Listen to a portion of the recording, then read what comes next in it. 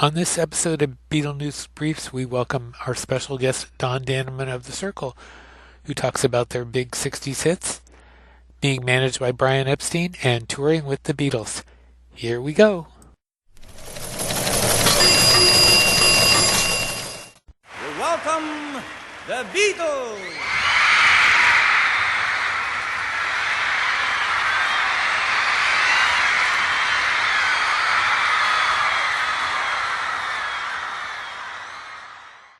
Hi everybody, this is John here. This is Paul, George, and Ringo.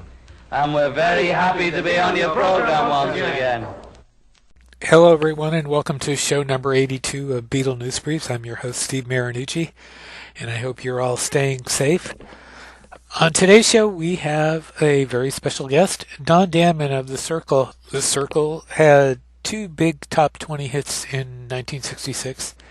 Red Rubber Ball, which was written by Paul Simon, and Turn Down Day.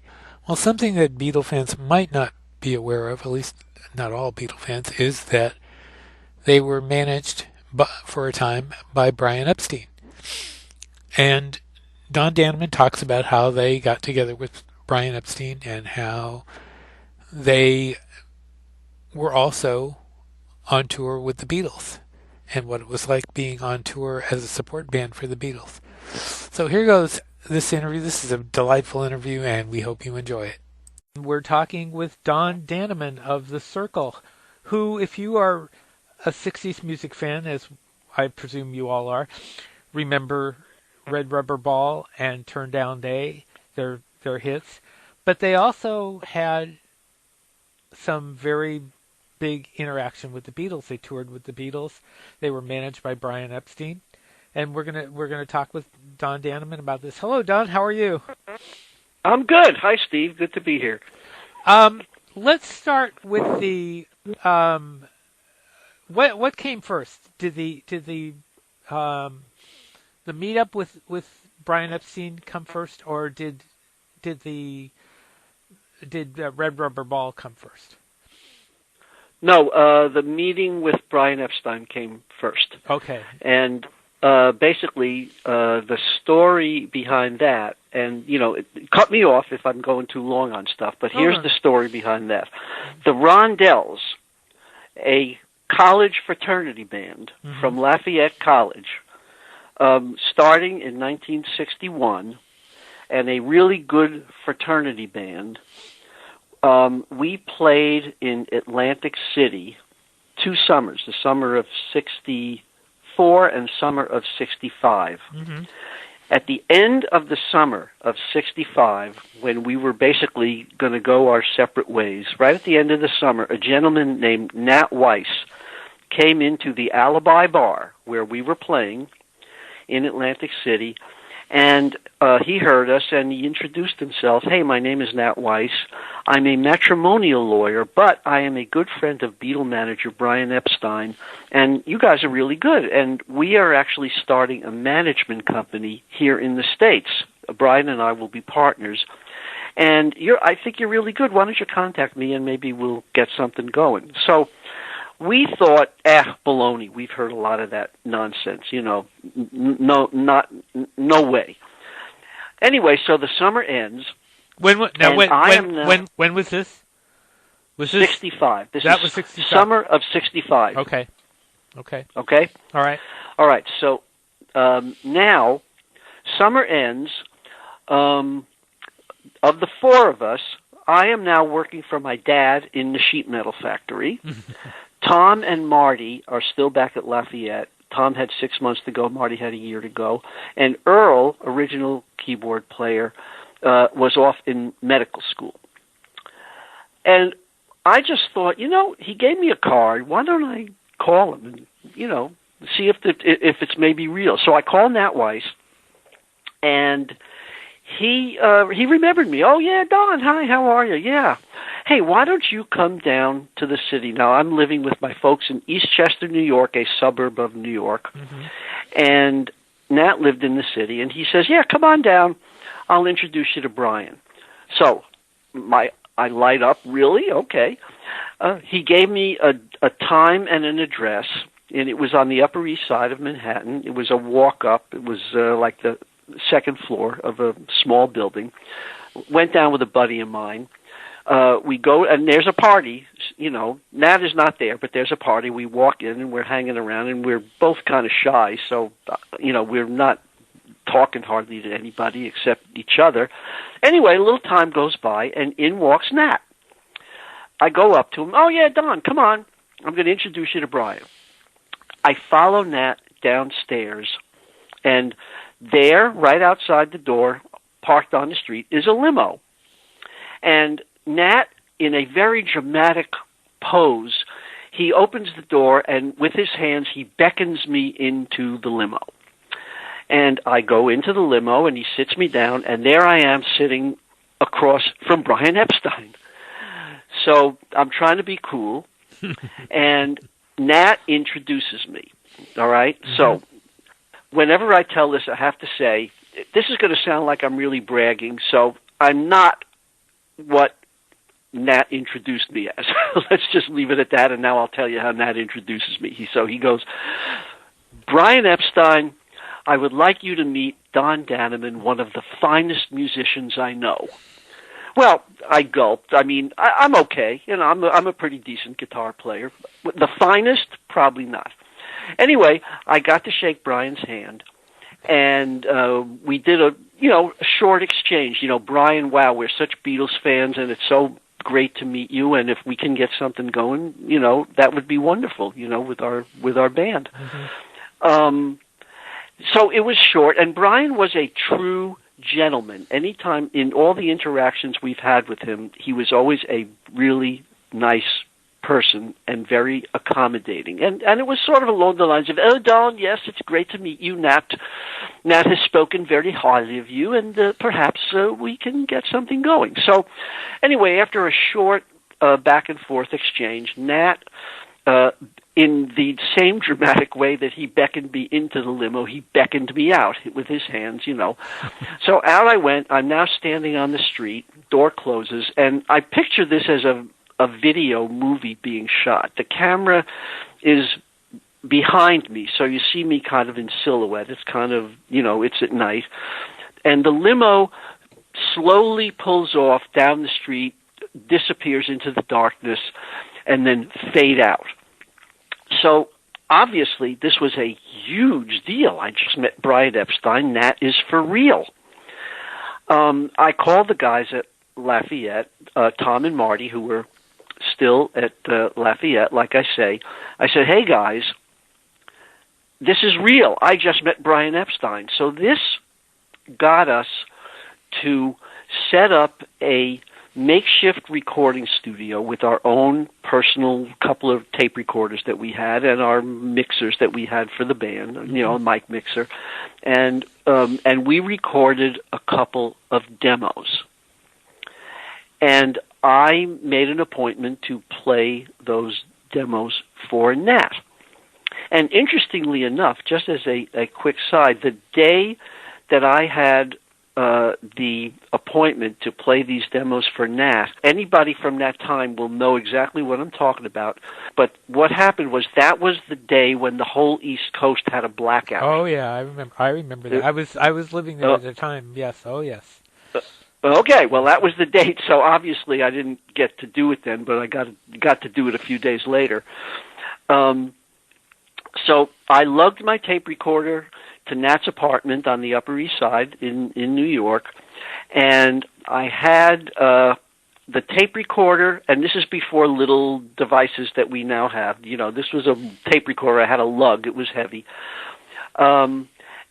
And I had wires to plug it into Nat's stereo system, and I also brought a pair of stereo headphones. Now, stereo headphones were comparatively new at the time. Most people had not heard them. And when I was setting up, I said, oh, Nat, you know what? Why don't you listen through these stereo headphones? It'll be a new thing for you. You hear it a little bit better. Now, Nat had never heard stereo headphones. So when I hit play on the tape recorder, and Nat is now listening to our demos through stereo headphones, and I saw his eyes kind of go up to the ceiling. I said, So I kind of thought, oh, wow, I think we got him. I think he's inspired. And in all fairness, the demos were pretty good, but we had the advantage of stereo headphones. So Nat got that inspired him, and he got us some bookings at clubs in the city. And Tom and Marty and I were playing as a trio at this time. I would go back to Lafayette on occasional weekends, and we would still play. So we came in, and we were playing as a trio, and that got us some gigs in the city, got us some auditions for record companies, and we ended up now with a Columbia record contract, a young producer at Columbia named John Simon, who became our producer. He was interested in us. We got signed to Nemperer Artists, their company, Right. Brian with Nat, and that's what got the ball rolling. What? Let me ask a couple of questions. First of all, what were the demos? Do you remember the names of the songs? Let me think. One was called Money to Burn. And it was actually pretty good. Okay. I just happened to look up the date of the blackout. It's November 9th. Being that all of Brian Epstein's artists were basically affiliated with Parlophone/Capitol, why did you end up going with Columbia rather than Capitol? Or was it just the way it was? Or I can only tell you that we auditioned for several record companies. I remember specifically one of the auditions was RCA, and they didn't want us, and then we auditioned for Columbia, and I think it was probably very much because of the association with Brian Epstein that they got enthusiastic, and that and that's what got that ball rolling. So it was a major deal to be associated with Brian Epstein. Okay. All right. So you've got the contract. Yep. And so what happened? Is that when Red Rubber Ball was released? Well, so now we had a contract, and we needed. Obviously, we needed stuff to record. And once again, I don't know why we didn't record Money to Burn as that first one, because it was actually pretty good. Anyway, we are now at the point of hanging around the Village in New York. Okay. And we're now looking for material to record. And Tommy Dawes met a gentleman named Barry Kornfeld, who had a publishing company with Paul Simon. Okay. And that's where we heard Red Rubber Ball. We got it on, a scratched 45 record, and it was Paul singing with just a guitar, and Tommy heard it through Barry Kornfeld, and we all listened to it, and everybody thought, yeah, that's kind of cute. Let's try that. So that's where Red Rubber Ball came from. Now, we did record other stuff, I think, at the same time. Once again, a little vague memory there of what we did, but Red Rubber Ball obviously got recorded, and everybody said that's what's going to come out. Okay. And you also did another Paul Simon song. You did Cloudy, too. Yeah, now that was later on. Oh, okay. That was we did several. We did Cloudy, we did I Wish You Could Be Here. That was a Paul Simon song also. Okay. Did you guys have any interaction with Paul at that time, or did you know him, or? Yeah, we did have some interaction. And actually the biggest interaction was Tommy, actually, because after Red Rubber Ball was recorded, I now went into the Coast Guard Reserve active duty. And Red Rubber Ball actually became a hit while I was on active duty in the Coast Guard Reserve. That must have been must have been fun. Well, it was really strange because I could give you a few little tidbits on that one. So here I am in boot camp. where you don't have much, you can make some phone calls, but basically boot camp, you're gone from the outside world. This was in Cape May, New Jersey. Well, I was contacted by Nat, who said, hey, if you can get a pass, we have an opportunity to do Hullabaloo, the TV show Hullabaloo. And I begged them. I said, I went to them. I said, oh, please, I have this opportunity. Can you do it? And I have kudos to the Coast Guard Reserve people. They were really nice on a couple of levels. And in this particular one, they said, okay, you can get a 3-day pass. We're going to let you go. So this, I think, is March of 66. Mm-hmm. Now, Red Rubber Ball was recorded already, and I'm in boot camp. And they let me go. I took a bus, and we recorded in the Hullabaloo was, I think, it was in Brooklyn. Mm-hmm. So I was gone for 3 days. And whenever you look up the Cyrkle Red Rubber Ball, and the one that usually shows up on YouTube is that performance. Okay. Was it? I think I saw a clip of it last night. It was just the group. It was the three of us. Right. Did anybody introduce you? Oh, yeah, Paul Anka. Oh, okay. Yeah, the host of that particular show was Paul Anka. Okay. And he introduced us as related to the Beatles because of the Brian Epstein connection. And he made a thing out of that, and he says, and here they are with their new song, Red Rubber Ball. And it was it went really well. They set us up nicely. We sang along with the record. So when you see that performance, you are hearing the record, but you're also hearing some of our live voices singing along with it.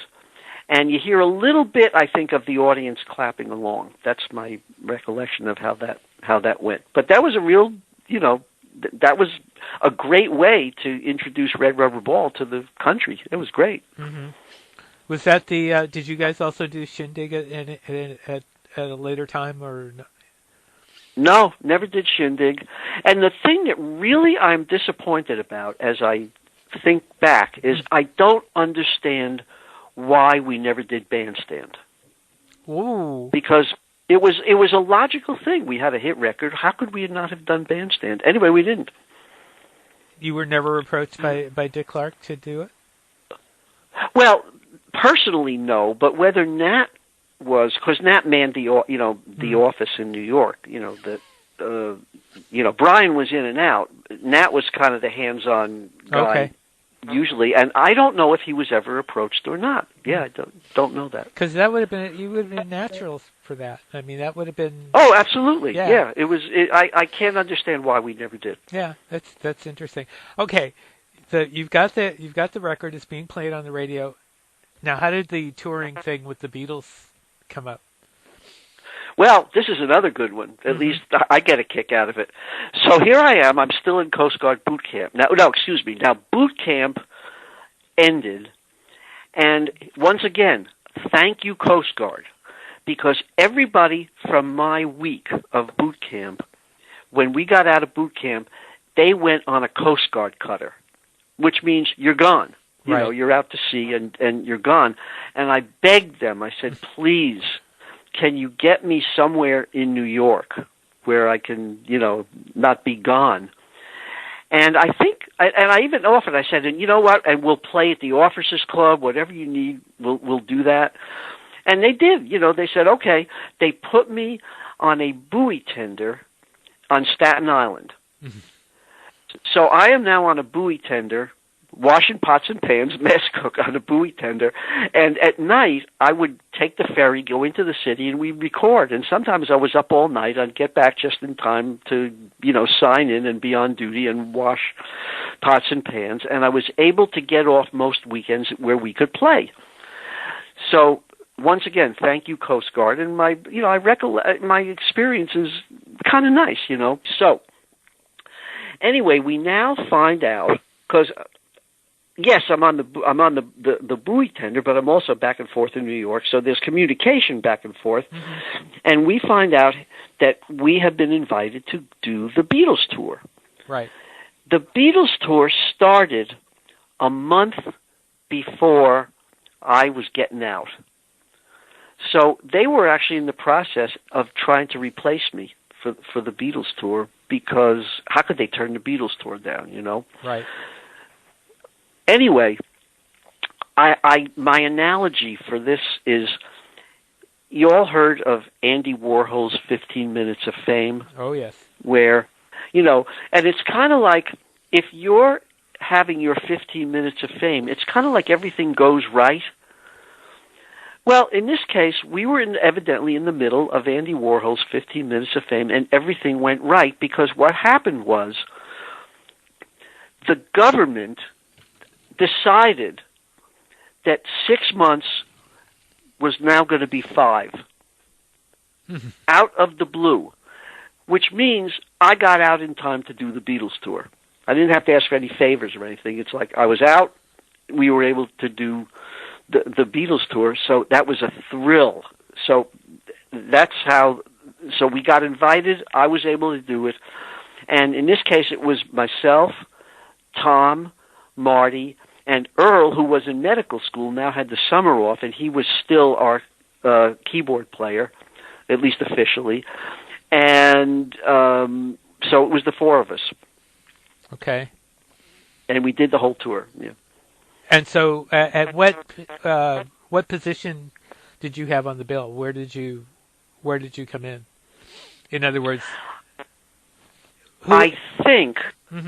Okay, here's what I'm going to say, because this is also, there's some memories that are really clear and some that are not. I think that we maybe were not immediately before them. It may have been the Ronettes that followed us, because, and I'm thinking maybe they wanted to break up all guys, you know, and have some girls before the Beatles came on, but not sure. I'm actually not sure. But I can tell you that, because I remember pretty clearly, when we went on at the first performance, and this was in Chicago, and we were so afraid to go on, because it's like, oh, they're just going to yell for the Beatles. We want the Beatles, boo, get them off, get them off. And we went on, and we were so pleased to hear the reception, because we did actually have 2 hit records at the time. Red Rubber Ball was, you know, had peaked, and Turn Down Day was just coming up.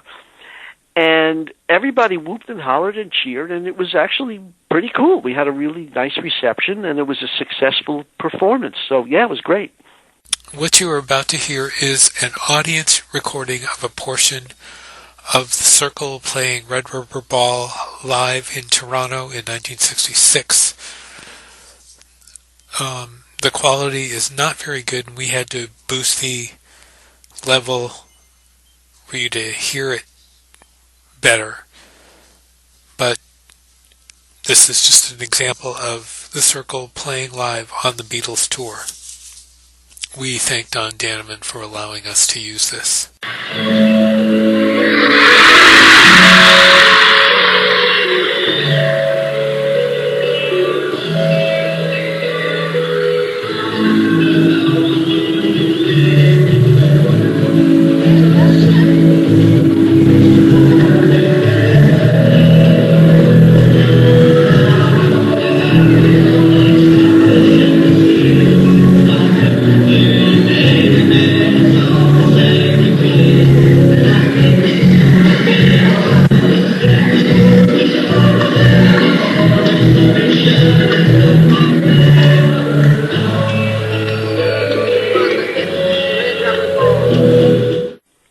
It says in Wikipedia, when you played Dodger Stadium, the other acts were Bobby Hebb, the Ronettes, and the Remains. Is that? Yeah, and that was the whole tour was that. Yeah. Okay. And so that's correct. And they also said you played at Candlestick for that show. Yeah, well, we did the whole tour. Right. So, right. Yeah. Yeah. So any of those tours we were on. Yeah. Did you have any interaction with the Beatles on those nights? Oh yeah. Yeah. The first interaction was on the plane before we had met them. Mm-hmm. And so here we are. We're on this is the first plane, and I guess it was from New York to Chicago, Mm-hmm. and the entire tour, like the band support people and press people, were in the same plane with the Beatles behind a wall in the back. So we're like, oh, are we going to meet them? Are they going to come out? What's going on? And I'm sitting next to Nat Weiss and bandmate Tommy Dawes, and we were towards the front of the plane, and we keep looking back. Anyway, finally, well into the flight, the door opens, and I actually do this in the show with a big dramatic gesture. The door opens, and my arms go wide. There's Paul, and we're like, okay, let's be cool, So Paul turned out to be a really nice guy, and whenever you see him in any interviews he does or anything like that, that's kind of how he is. He's just very jovial and smiley, and you could see he's shaking hands and he's talking to people. Some obviously he knows, and some he's meeting for the first time. Just nice guy. Anyway, he finally gets to us. Now Nat knows him, and he introduces us. Don Dannemann, meet Paul McCartney, and got to shake hands, couple of words back and forth, short interaction. Mm-hmm. Tommy Dawes, meet Paul McCartney, same thing. And then Paul, well, okay, good to meet you guys, we'll see you around, and off he goes back behind the wall. And Tommy and I talked and analyzed every little word that got said. Like, why couldn't we have been cooler and make him talk longer, like that. But anyway, yes, we did meet him later on, and we got to hang out, and it was just, general chit-chat with hanging out with them. Did you find the other guys just as nice to get along with too? Yeah, actually, it was all, very pleasant. I mean, I'll give you an example. Let's see, the first meeting where we actually met them in the locker room. They actually invited us back. It was the official invitation. Now, this was, I don't think this took place until about the third show. Mm-hmm. So we had now seen them on stage, and obviously from right backstage or right in front, depending on the venue. But so we had now seen them, but so far we had only met Paul. And now we actually got a formal invitation. The boys will see you now. Come on back. So my personal recollection is, Don Dannemann meet Ringo, Don Dannemann meet John, Don Dannemann, here's Paul again. So I ended up actually having a lovely conversation with George, who turns out to be just a warm, sweet guy, who is very comfortable sharing his own stuff and comfortable listening to you and who you are and all. And we got into a conversation where he basically shared that, I'm still pinching myself. I can't believe that, this is happening. Right. I mean, even though this is now, because they're now a couple of years into their celebrityness. Right. But he didn't forget, he was like, yeah, I'm just this guy from Liverpool, and, it's just amazing what's happening. And, you're telling me like, yeah, you guys went to college and you were a college band and you're now having this success. Good luck. And he was a really sweet guy, just warm. He would look you right in the eye. We could look each other right in the eye, and we're just two guys, like in this thing here, and it's really cool. That did that conversation have any? Was that the ground for you guys later doing "I'm Happy Just to Dance with You" on the Neon album? No, actually, the conversation was not specifically related to that. It's just that we were looking to, we're always looking to record stuff, And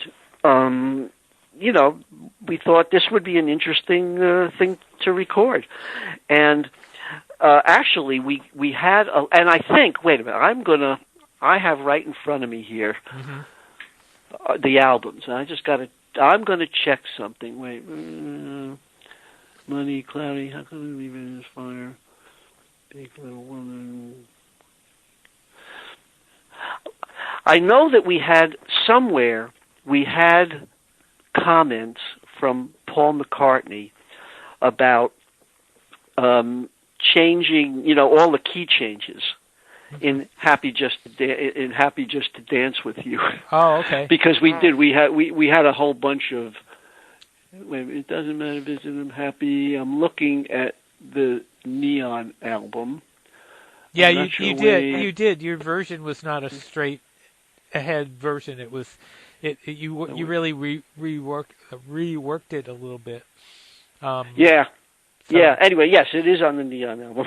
Right. But somewhere there was somewhere.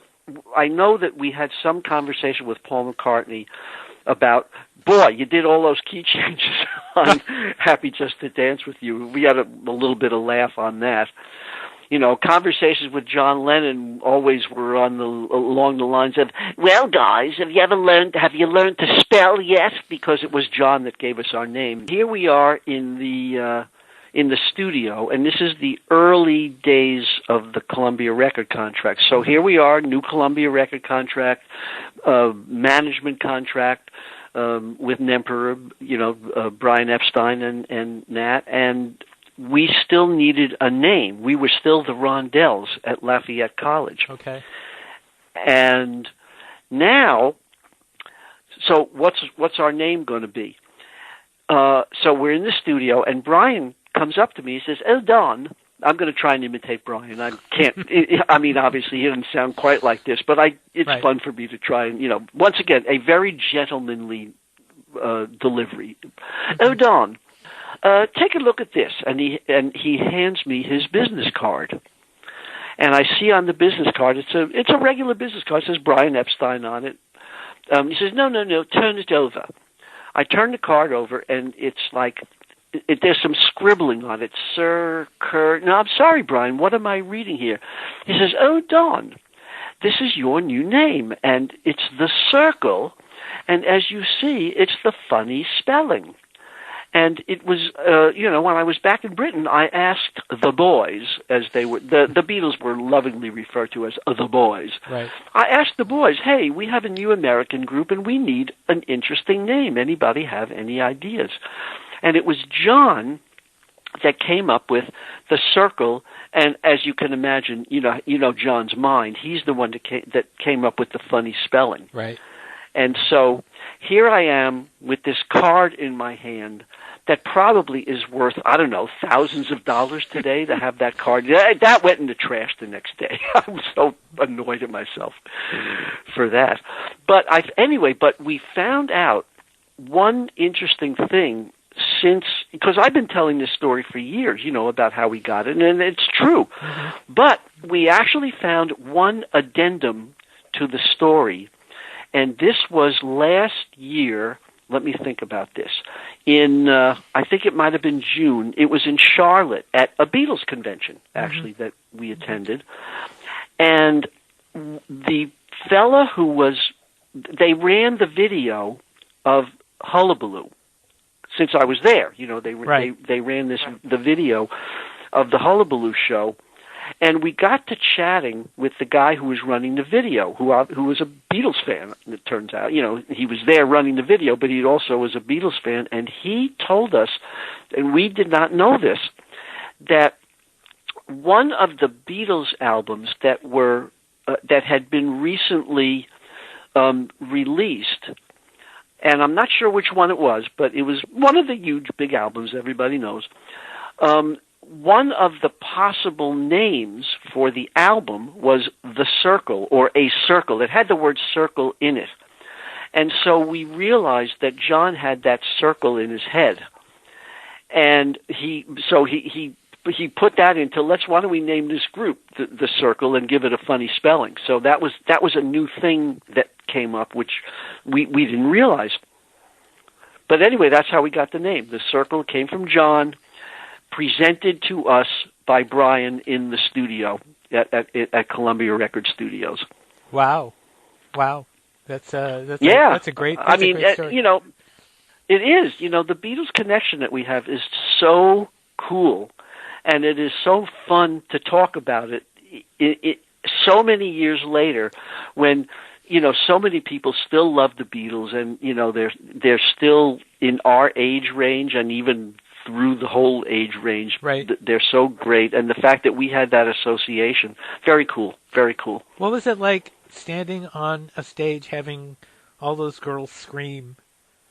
Because they were screaming not only for you guys, but they were, what was it like standing on that stage playing to that audience? Well, I'm going to answer your question a little differently. Here's a little take of girls screaming. I'm going back. This is the first concert. We had finished performing, and the Beatles were now coming on stage, and I am standing. This was, I believe it was a hockey arena. Anyway, it was the type of arena, or basketball, where it's kind of a long, shape, and it was inside. So the stage is toward the end, and I was standing just backstage, off a touch to the side, but basically right backstage. And I can now look right down on the Beatles and look right out at the audience. And two things that really just struck me. The noise level was so loud and contained because it was inside. The noise couldn't go up to the sky. It was inside, so it would go up, bounce down. It was really very loud. And it was so emotional, and I'm looking there was a lady standing next to me. I didn't know her, but I'm guessing she was from the press corps. A little older than me. I'm guessing she was maybe mid-30s or so. Mm-hmm. And she was basically just crying, tears just streaming down her face. It was just the emotion of the whole thing. Mm. But the other thing, when you talk about girls screaming, as I looked out to the audience, I want you to picture the Wizard of Oz back behind the stage with an electronic machine where all he had to do was push a button and an electric shock would go out to various seats in the audience. Mm-hmm. And you could look out and just see, as I looked out, just nonstop, bump, bump, bump, bump, bump. Girls would just leap out of their seats. Wow. As if they had an electric shock. Like the Wizard of Oz, he pushed that button, he pushed that one. As far as I could see, and when you're backstage, you can't see that far, but I could see into the audience. I just, jump, jump, jump, jump, jump. Just an amazing experience of watching the emotion of this event. Very cool. By the time you got to San Francisco, were you aware that they had become dissatisfied with touring and that was probably going to be the very last live show they did? Yeah, we actually did have a subtle awareness of that, and it was one of the things was I know that George had mentioned something about being tired of touring, and he was actually taking pictures. And what we got to understand from him was like, maybe this isn't going to happen anymore, and just going to have some personal pictures of this. So yes, we did have a sense that might be the case. Yeah, they had. It was mentioned. Did you take a lot of pictures? No. Here's where we made a huge mistake. We thought that we didn't want to be looked at by the Beatles as like fans, silly fans, mm-hmm. taking advantage of the fact that we were now with them. So, for instance, on the last plane ride of the tour after Candlestick, the last plane ride where everyone was together was everyone was being left off back in L.A. Mm-hmm. So on that last plane ride, everybody took pictures with the Beatles, and they were very comfortable to pose for pictures. Everybody was taking pictures except us. We didn't take pictures. So What can I tell you? And I know that I haven't done it a lot personally, but people that I'm associated with, people as far as, the revival circle, people involved in that, they have scoured the internet and places and all. Are there any pictures, So I can tell you there's a couple nice pictures in a Beatles book. It's a book on the basically the history of the Beatles with lots of pictures, and the pictures by a gentleman named Bob Bonus, who I do remember. Oh, yes. I think he was. Do you know him? No, I don't know him. I mean, he's passed on, but I know the book you're talking about. The great book. Yeah, it's a great book. Anyway, we are actually in the book. Mm-hmm. There's a picture of there's a picture of Earl and I on the stage, and there's a picture of Tom and Marty, and you can see the Beatles drums. So at least there's some proof that, yes, we were there. And since then, some folks have come up with, there's a picture, and I think it's in L.A., but basically here it is. Here I am leaning on the ground. This is on the ground, leaning against the stage, looking towards the camera. And here's George walking across, as if like they either just finished or they're now going to perform. Okay. And so there's at least me and George. Now, I'm not with him, I mean, in all fairness, but I'm there. There I am, looking towards the camera. Here's George on the ground, walking across as if he's like either they're just finished or they're going on. And then there's another picture where you can see me from the back. Now, this is looking up at the stage. The Beatles are now on stage performing, and there I am.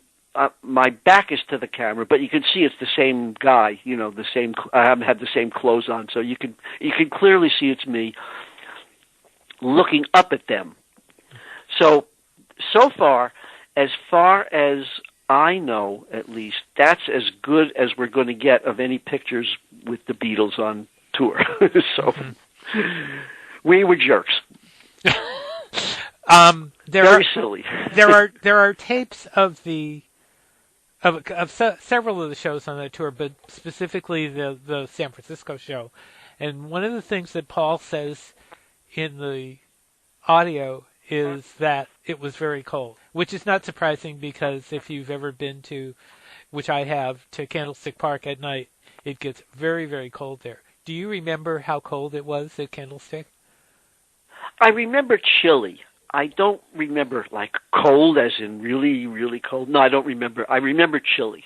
But it was doable. I mean, you went on and you performed, and once you're performing, it can be pretty cold and you kind of warm up. Mm-hmm. So that's my sense of it. Yeah, it was like foggy cold. Okay. So the tour ends, and what happened with you guys after that? You guys did other albums after Neon. Here's my sense of after the Beatles tour. We just talked about the 15 Minutes of Fame. Right.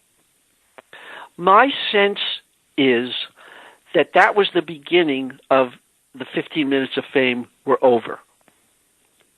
And just as an example, the first job that we played was, I think it was Mansfield, Ohio, at a club, and almost nobody showed up. It was really like a shock, because here we had just played these thousands and thousands of people, and we're now in Mansfield, Ohio, at a club that, maybe it would have held 300 to 500, something like that, and there were just maybe 30 people there, something like that. That was a shock. So I know that we definitely continued to record, and I remember when we were recording Neon, we really thought that this was really good, and this is a really good album. And we have gotten, we get feedback now that it was there's really some nice recordings there. But here's my take on getting hit records and fame and all of that kind of stuff. Mm-hmm. In the mid-'80s, a small record company got the license to release Cyrkle stuff. Now, of course, this is all now oldies, of course. Are you talking about are you talking about Sundays? Yeah, Sundays. Yeah, mm-hmm. Good. Sundays. Yeah, so they got the license from Columbia, now Sony, to release, and they specialize in these oldies releases. Right. And they wanted comments. Like here's the first CD we're putting out. No, it was actually, I think the first thing was cassettes. It was still cassettes before CDs. And they sent me a cassette, and they wanted comments. And my real take at that time was, been there, done that, hardly even interested. But I thought, all right, let me. They want a comment, I'll give you a comment. So I had a Sony Walkman, and I had the cassette that they gave me, and I on a plane ride with nothing else to do, I thought, let me listen to this. So I put on my headphones, I turn it on, and the first thing, Red Rubber Ball comes on. They did it in somewhat chronological order. Red Rubber Ball comes on, and I had an epiphany in that I always thought Red Rubber Ball was cute, but I didn't think that much of it. I was very pleased that it was a big hit. Mm-hmm.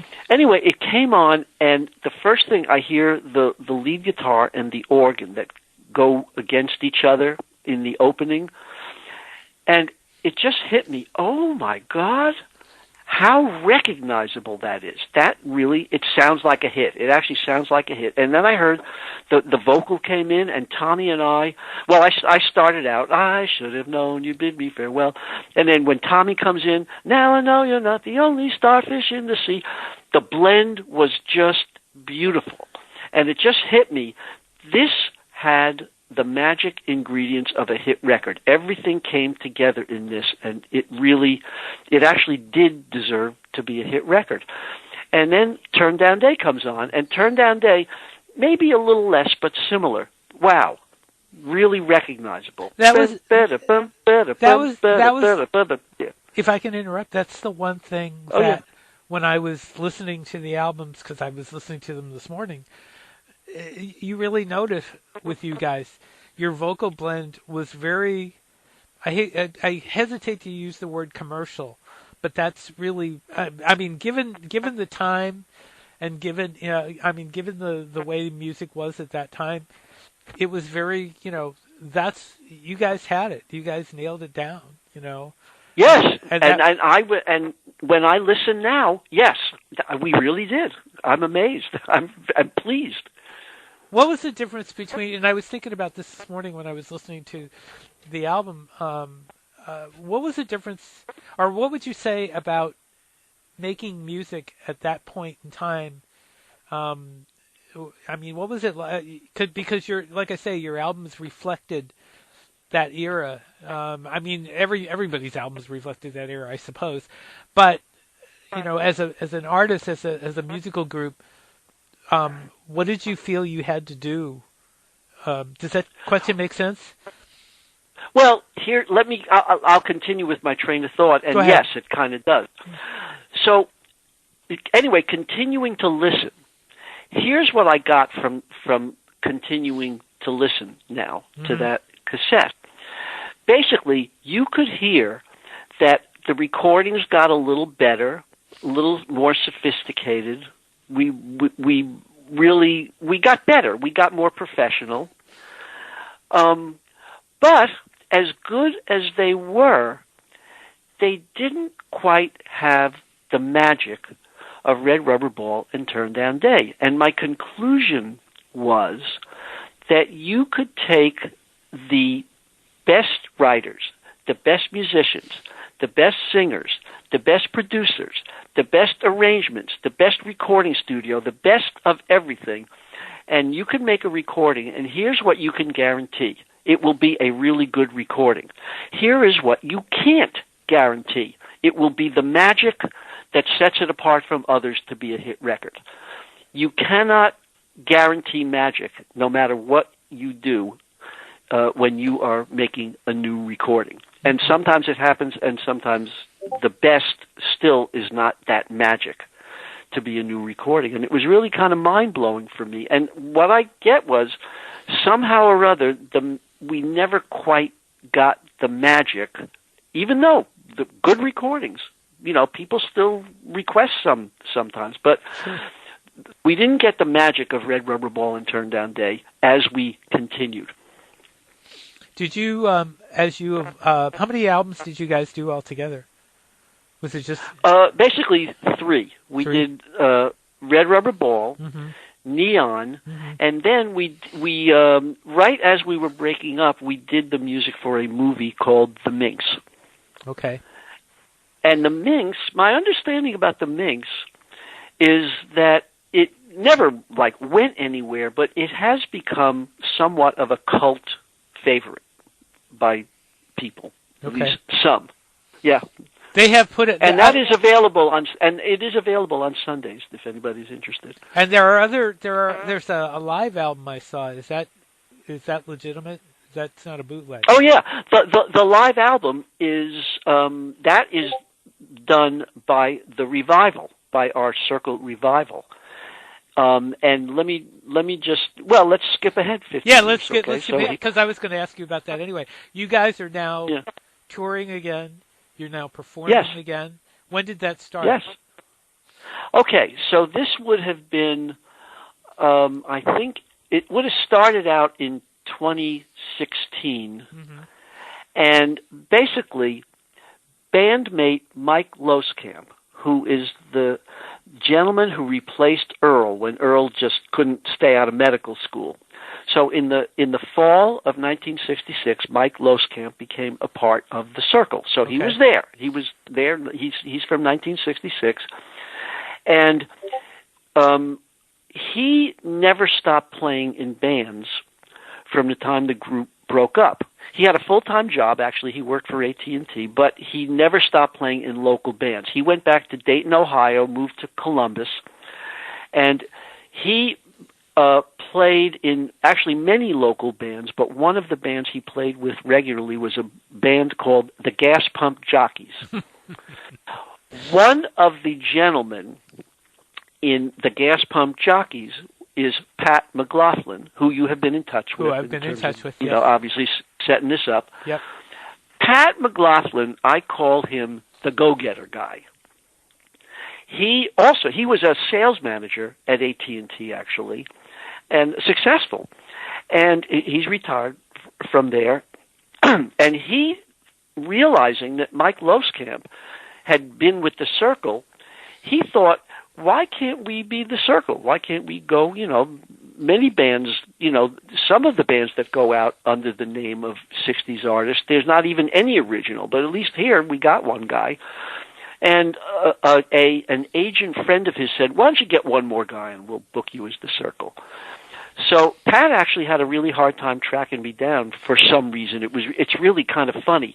Pat actually bought a program to track people down, and he could not track me down.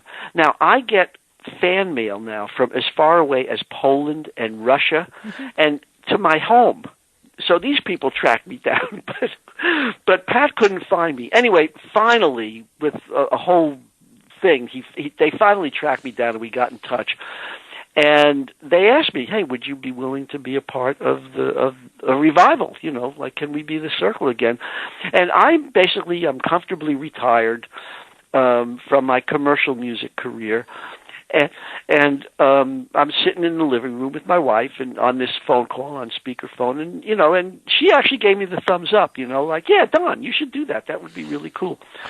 So, and they were really very accommodating and lovely people, this whole band. They flew me to Columbus, and Pat and his wife Sandy met me, and we had coffee, and we liked each other right off the bat, really good people. And then I met the band, and the band everybody was evidently really nervous because, well, what's it going to be like when he meets Mike again? Because Mike and I hadn't talked in literally 50 years.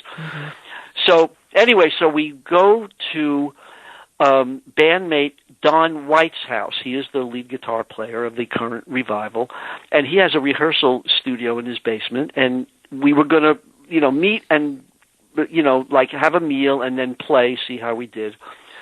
So anyway, so it's like they're all kind of hovering around, and then there's Mike, and like, what's going to be when Don meets Mike? Well, I gave him a hug, how you been, So anyway, so the band turns out to be like a real family. The wives are all involved, the guys are friendly. It was really a lovely atmosphere. And then when we played, it worked out really well. Now, of course, they knew Red Rubber Ball and Turn Down Day, so that was easy. And one of the things that really sort of set the bar for like, wow, we really can be the Cyrkle, and this is really cool. And I didn't realize this myself, but when I thought one song that I thought would be a really cool song to do was the 59th Street Bridge song, "Feelin' Groovy." Right. And the story there is we actually had an opportunity to do that. We were in the studio one day, and Simon and Garfunkel are just finishing up, and we're going in. And Paul comes up to me and he says, "Hey, Don, there's a song we are recording on this album, and I think it would be perfect for you guys. And if you want to do it, you could do it immediately. The album won't come out for a while, So anyway, so engineer pushed the button. We hear the song, and everybody is bopping around in the studio, and it does sound like a hit. And then the song ends, and the biggest brain freeze of the 20th century then cuts in, where we looked at each other and we thought, yeah, it is really good, but not now. Maybe we do it in 6 months or something like that. So we didn't do it, and then in the show, we actually play it, and it's like, so ladies and gentlemen, I'll let you decide, did we make a mistake or not, and then we do our own version of Feelin' Groovy. Had we done it, here's what it would have sounded like. So anyway, the thing that, I never thought about was when I said, well, let's do Feelin' Groovy, and I start playing it and singing it the way I do it, and Pat came up, he says, oh my God, now I see where the Cyrkle sounds like the Cyrkle. Just you doing that with you strumming the guitar the way you do it, that sounds like the Cyrkle. So anyway, so that's part of our show, and we do it as part of a live performance that we did. And the performance, if you want me to keep going, sure, is okay. So now here we are. We're now going to revive the Cyrkle. Mm-hmm. And we were told, well, if you actually want to get booked, yes, it's a hit group, so you're legitimate, you can get booked, but you got to show that you still can perform.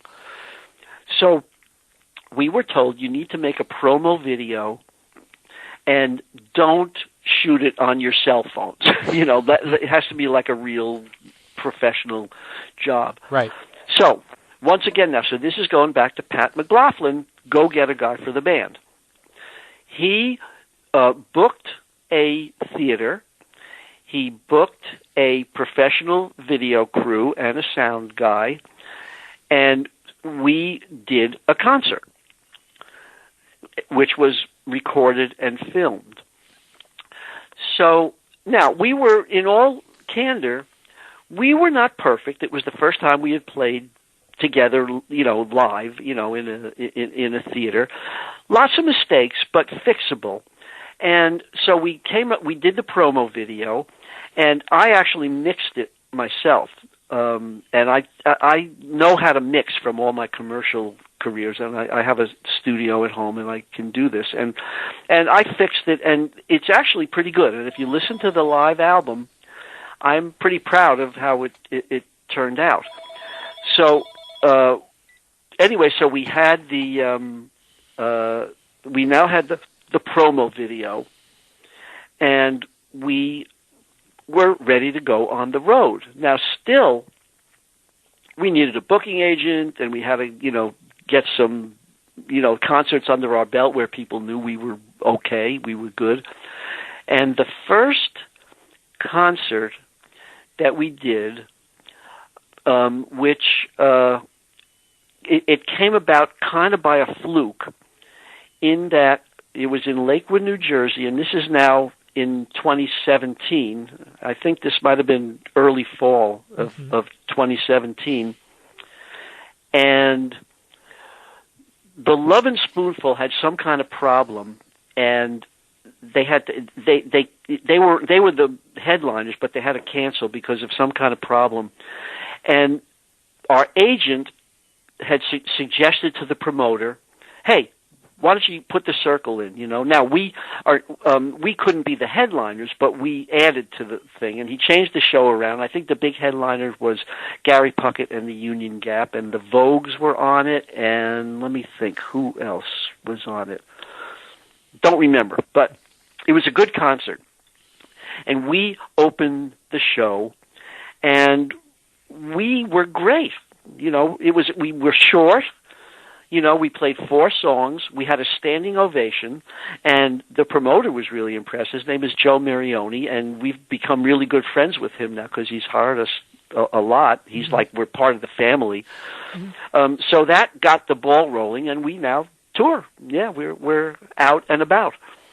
And I know you were supposed to play both of the Beatle conventions before to let everybody know we're taping this in at the end of March during the coronavirus situation. So your shows have been postponed, but you are going to play.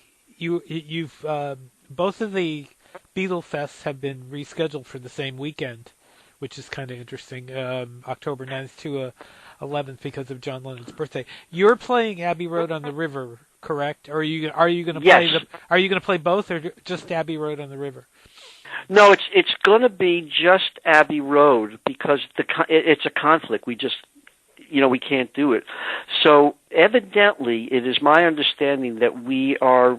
So we're doing Abbey Road, and it is my understanding that next year in March we will be doing the New Jersey Beatles convention. Okay.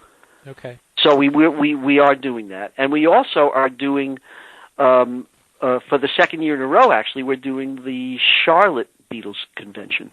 I think it's June. Yeah, we're doing that in June. Okay. So, but you are going to be doing. Are you going to be doing other gigs besides those Beatle conventions? Yes, right. Oh yeah. I don't have it in front of me exactly, but I know there are definitely are other bookings that we have. Okay. And is there I think Pat was talking to me about some kind of a record you guys were recording. Are you guys recording a record now, or? Yeah, we're recording a new album. Okay. Actually. And this actually came about by a photographer named Daniel Costin, who actually he showed up one day. We didn't know him. He lives in Charlotte, North Carolina. He showed up one day at an outdoor concert we were doing. Don't remember the date, but it was a summertime outdoor concert. He says, "Hey, I'm a photographer. Do you mind if I take pictures?" And he took pictures, great pictures, very good photographer. And he decided he actually has become a friend of the group now. So we hang out with him. He'll come sometimes where he can to meet us, and he's actually been to my house. We had him over with. Actually, we set up a dinner. This was my wife's idea. She loves to entertain, so we set up a dinner with Pat and Sandy, Pat and his wife Sandy, Cyrkle Pat and his wife Sandy, Flash Phelps, who we've gotten to be good friends with, right. 60s DJ on satellite, Sirius XM. Yeah, Sirius XM with Flash, and then Joe Marioni, the promoter that we've gotten really friendly with, right. And Daniel, the photographer that we've gotten really friendly with, and we had a lovely time. Anyway, Daniel has decided on his own, being now a friend of the group, he says, "You guys have to record a new album." And we weren't particularly interested in recording a new album, but spurred on by Daniel, we actually are starting to do that, and we'll see what comes out of it now. It's been a fun time. The little bit that we have now started to record, it's an interesting bonding experience with the band because, playing together is different from recording together. There's kind of a different vibe, and we're having a good time doing it. So we'll see what comes out. Is your music, has your music developed? Is it different? Is it going in different areas than what you did before, or are you basically staying along the same lines, or what? No, I think, not everything. It's not in stone yet, but it looks like to me, it's going to be somewhat eclectic. And what Daniel said to us, he said, you know what, you guys should record, you should think of this as doing, suppose the Cyrkle recorded a new album in 1968, what might you have done? Right.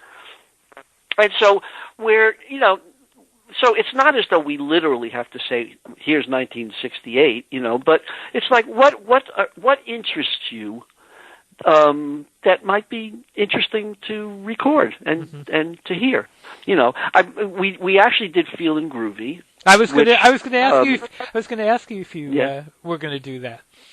So. Yeah. Well, it is already on the live album, and it will be. Yeah, the studio version will be on this because we did do that. We actually had a request from some folks. To redo Red Rubber Ball and Turn Down Day, similar to the originals, but a new recording. So we did that. I know that bandmate Mike Loskamp has written a few songs that he thought would be an interesting thing for the album, and they are actually not what you would think of as the original Cyrkle type stuff, but it's a little bit Mike has a sort of a Steely Dan influence, and I think it'll be interesting to see how they turns out. They're partially done now, and that'll be sort of interesting to see how that goes. But when are you looking to? Have you got a timeline for the release of it yet, or no? No, there's not an actual timeline, and we'll just kind of take it as it comes. As we're able to get together and come up with here's what we want to record. So far, it's in the works, but no, there's not a release date or a timeline to it. Okay. Now, speaking of revivals, you've done something on your own, and it's just come out in the past few days, I think. Yeah. And you've done a new version of Red Rubber Ball related to the coronavirus situation. Talk about that. Well, basically, here we are quarantined, and I had been talking to Sandy McLaughlin, Pat's wife, about, maybe I should just record a video, saying, hey guys, hope everybody's safe and well, and, we're so sorry that things have gotten canceled, and we're so looking forward to getting back. And so, thinking about that, I thought, I could do something better than just maybe more interesting or more fun. Let me see what I can come up with. And so I was just, my wife actually had been asking me, Don, you know what? You should record a song for the grandkids since we're not seeing them, like everybody's quarantined. And she goes and she's coming up with, things that I could sing. So we came up with some people have done like the Wheels on the Bus, but with Corona lyrics. Well, no, excuse me, not Wheels on the Bus. The Baby Shark, Baby Shark, that one. It's a kid's song that everybody knows. So instead, it was like wash your hands, wash your hands, wash your hands, wash your hands. So here I am preparing to do this Wash Your Hands song. I was going to put my cell phone and, set it up with some nice background in my studio. And while we're at it, I thought, hey, maybe I'll do this Red Rubber Ball thing, and I'll come up with Corona lyrics to Red Rubber Ball. So while I'm set up to do the kids, let me do a Red Rubber Ball thing, which will, satisfy Sandy, who asked me to do a video, and see how that turns out. So that's basically the origin from it. So I'm sitting around, we're watching TV, and I'm thinking, well, let's see, Corona is here, it's blah, blah, blah, blah, like that. So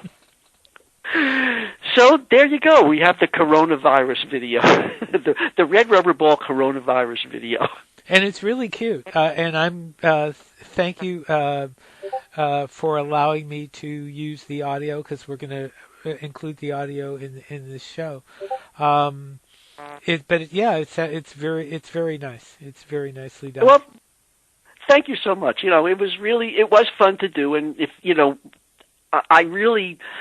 I'm so pleased that it turned out okay, because you never know if you're just sitting with a guitar with a cell phone video, but it actually turned out okay. So yeah, thank you. One thing that I was going to ask you when you mentioned your grandkids, how I remember the stories of hearing how Julian Lennon was aware of John being a Beatle. How aware are your grandkids of you and your musical past?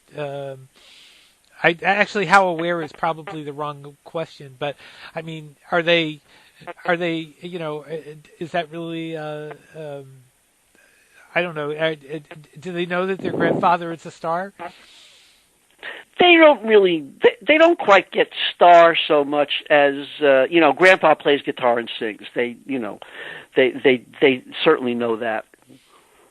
Do they know when the song comes on the radio, they know that's Grandpa's song?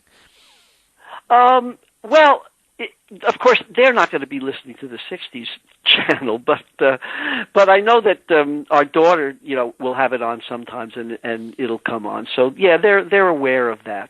Cool. They have a rough awareness of the fact that Grandpa had a hit record. Oh, that's got to be cool. Yeah. I mean, Yeah. And that's it for today. We want to give a special thanks to Don Dannemann of The Cyrkle for talking with us and giving us such a delightful interview. Thanks for listening. You can find us on Facebook in our Beatles News and Information group, and you can also check out our That's What I Want Beatles store page for the best Beatle bargains around.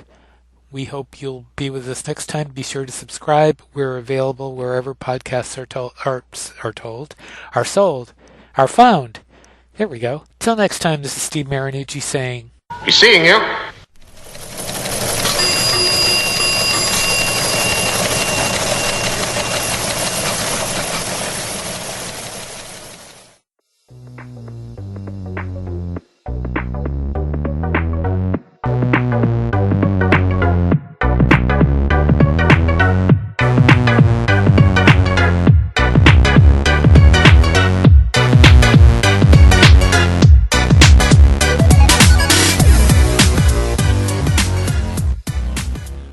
Keep that one. Mark it fab. What a show!